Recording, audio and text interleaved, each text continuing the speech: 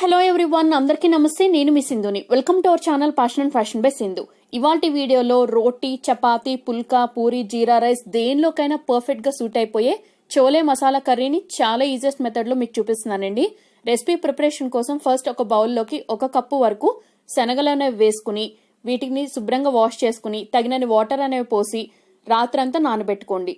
ఆరల్స్ కనీసం 7 నుంచి 8 గంటల పాటైనా నానబెట్టుకోండి. ఇలా నానిపోయిన శనగల నుంచి ఎక్సెస్ వాటర్ మొత్తం వంపేసి ప్రెషర్ కుక్కర్లోకి యాడ్ చేసి మరి కొంచెం ఫ్రెష్ వాటర్ అనేది యాడ్ చేసి 6 to 7 విజిల్స్ వచ్చే వరకు కేవలం హై హీట్ మీదే మీరు బాయిలింగ్ అనేది చేసుకోవాలి. శనగలు అనేవి మీకు సరిగ్గా బాయిలింగ్ అవ్వకపోతే ఇండైజెషన్ ప్రాబ్లం అనేది వస్తుంది. సో బాగా మెత్తగా ఉడికించుకోవాలి వీడియో క్లిప్ లో చూపించినట్టు. ఇప్పుడు ఒక మిక్సింగ్ జార్లోకి 2 పెద్ద సైజు ఉల్లిపాయలని రఫ్ గా చాప్ చేసుకున్న ముక్కలు వేసుకోండి. అలాగే 2 పెద్ద సైజు టొమాటోలు రఫ్ గా చాప్ చేసుకున్న ముక్కలు వేసుకుని ఉల్లి, టొమాటో రెండింటిని కూడా వాటర్ ఏమీ యాడ్ చేయకుండా వీడియో క్లిప్ లో చూపిస్తున్నట్టు స్మూత్ గా గ్రైండ్ చేసుకోండి.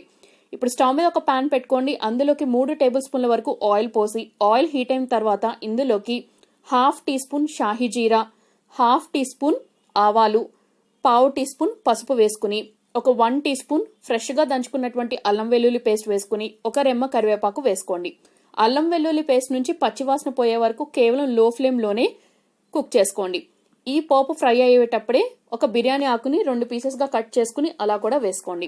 మీరు ఈ రెసిపీ ప్రిపరేషన్ లో జీలకర్ర కంటే కూడా షాహీ జీరా వేసుకుంటే కర్రీ అరోమా అనేది చాలా బాగుంటుంది.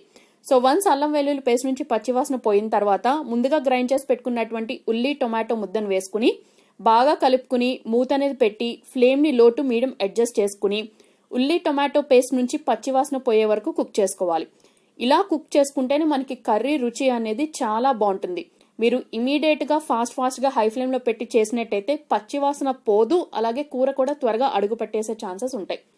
సో వన్స్ పచ్చివాసన పోయిన తర్వాత ముందుగా ఉడికించి పెట్టుకున్నటువంటి శనగల నుంచి ఎక్సెస్ వాటర్ మొత్తం వంపేసి శనగలు మొత్తాన్ని ఈ పాన్ లోకి వేసి అవసరం తగినట్టు వాటర్ అనేది కొంచెం వేసుకోండి. నేనైతే అప్రాక్సిమేట్లీ ఒక 1.5 గ్లాసెస్ వరకు వాటర్ అనేది వేసాను.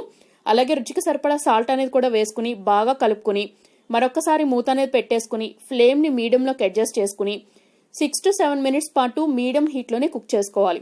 మధ్య మధ్యలో మూత అనేది ఓపెన్ చేసి చూసుకుంటూ అవసరమైతే వాటర్ కన్సిస్టెన్సీ అనేది మరికొంచెం అడ్జస్ట్ చేసుకుంటూ కూరని కలుపుకుంటూ కుక్ చేసుకోండి. మనకి కర్రీ ప్రిపరేషన్ అనేది చాలా ఫాస్ట్ గా చేసుకోవచ్చండి. బట్ ఓన్లీ థింగ్ మీరు గుర్తుంచుకోవాల్సింది ఏంటంటే శనగలు అనేవి చాలా ప్రాపర్ గా కుక్ చేసుకోవాలి. మీరు ఈ కర్రీని బేసిక్ రైస్ తో తీసుకున్నా కూడా చాలా బాగుంటుంది. ఆరల్స్ ఏదైనా స్పెషల్ అకేషన్ అప్పుడు జీరా రైస్, బిర్యానీ ఇట్లాంటి వాటితో సర్వ్ చేసుకున్నా చాలా బాగుంటుంది. సో వన్స్ మనకి కూర అంతా కూడా ఇలా దగ్గరికి వచ్చేసింది అని అనుకున్నప్పుడు బాగా కలుపుకుని ఇందులోకి మీ రుచికి సరిపడా కారం అనేది వేసుకోండి. నేను ఇక్కడ ఈ రెసిపీ ప్రిపరేషన్ లో పచ్చిమిర్చి యూజ్ చేయట్లేదు. మీరు కావాలి అనుకుంటే ఆవాలు, షాహీ జీరా వేసినప్పుడు పోపులోనే పచ్చిమిర్చి కూడా యూజ్ చేసుకోవచ్చు.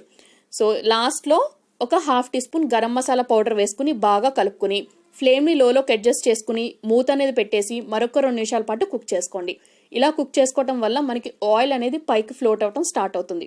అలా ఫ్లోట్ అవుతున్నప్పుడు ఫ్లేమ్ అనేది టర్న్ ఆఫ్ చేసి సన్నగా తరిగి పెట్టుకున్న కొత్తిమీర ఉంటే యాడ్ చేసుకోండి. లేదా బాగా సన్నగా క్రష్ చేసుకున్నటువంటి ఒక 1/4 టీ స్పూన్ కసూరి మేతి వేసుకున్నా చాలా బాగుంటుంది. సో కసూరి మేతి, కొత్తిమీర యాడింగ్ అనేది కంప్లీట్లీ ఆప్షనల్. ఉంటే వేసుకోండి, లేదా స్కిప్ చేసినా పర్వాలేదు. So I hope is easy, tasty, quick recipe మీ అందరికీ నచ్చింది అనుకుంటున్నాను. తప్పకుండా ట్రై చేయండి. ఫీడ్బ్యాక్ ని కమెంట్ సెక్షన్ లో షేర్ చేసుకోండి.